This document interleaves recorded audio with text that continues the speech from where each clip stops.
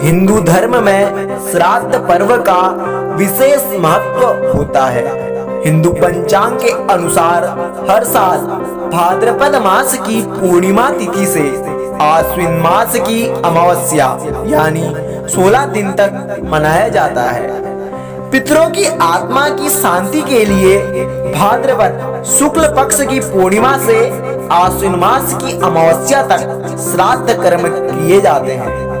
धार्मिक मान्यताओं के अनुसार इस दौरान गाय, कुत्तों और कौवों को भोजन खिलाते हैं। मान्यता है कि ऐसा करने से पितर प्रसन्न होते हैं और सुख शांति और खुशहाली का आशीर्वाद प्रदान करते हैं।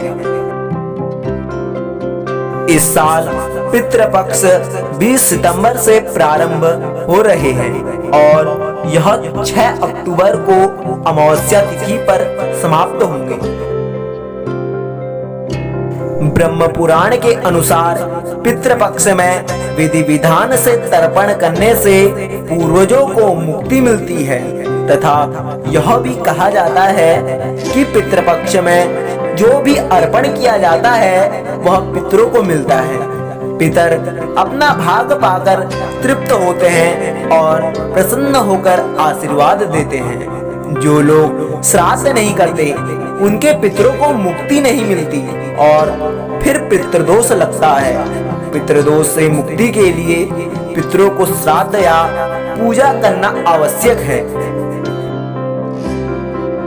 किसी सुयोग्य विद्वान ब्राह्मण के जरिए ही श्राद्ध कर्म, पिंडदान, तर्पण करवाना चाहिए। श्राद्ध कर्म में पूरी श्रद्धा से ब्राह्मणों को तो दान दिया ही जाता है, साथ ही यदि किसी गरीब जरूरतमंद की सहायता भी आप कर सकें तो बहुत पुण्य मिलता है।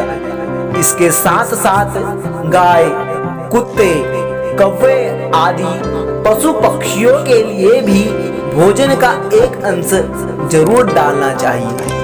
यदि संभव हो तो गंगा नदी के किनारे पर श्राद्ध कर्म करवाना चाहिए। यदि यह संभव ना हो तो घर पर भी इसे किया जा सकता है। जिस दिन श्राद्ध हो उस दिन ब्राह्मणों को भोजन करवाना चाहिए। भोजन के बाद दान दक्षिणा देकर उन्हें संतुष्ट करें। श्राद्ध पूजा दोपहर के समय शुरू करनी चाहिए। योग्य ब्राह्मण की सहायता से मंत्रोच्चारण करके और पूजा के पश्चात जल से तर्पण करें। इसके बाद जो भोग लगाया जा रहा है उसमें से गाय, कुत्ते, कौवे आदि का हिस्सा अलग कर देना चाहिए। इन्हें भोजन डालते समय अपने पितरों का स्मरण करना चाहिए। मन ही मन उनसे श्राद्ध ग्रहण करने का निवेदन करना चाहिए। आज के लिए इतना ही दोस्तों, मिलते हैं आपसे अगली वीडियो में। आपको श्राद्ध पक्ष की बहुत बहुत बधाइयाँ।